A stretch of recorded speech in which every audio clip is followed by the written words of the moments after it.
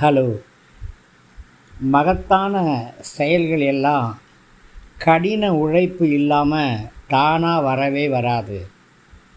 இன்றைக்கு நீங்கள் படிக்கிற புஸ்தகங்கள் தான் நாளைக்கு நீங்கள் உட்காரக்கூடிய நாட்காலியை முடிவு செய்யுது.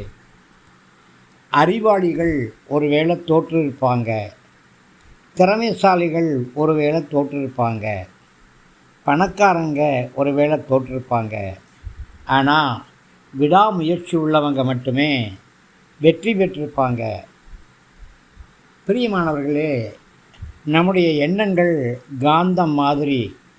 சரியான திசையில் அதை திருப்பினா நன்மைகள் அதிகமாக கிடைக்கும்.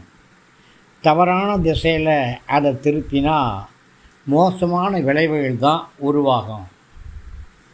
பக்குவம் அப்படின்னா என்ன?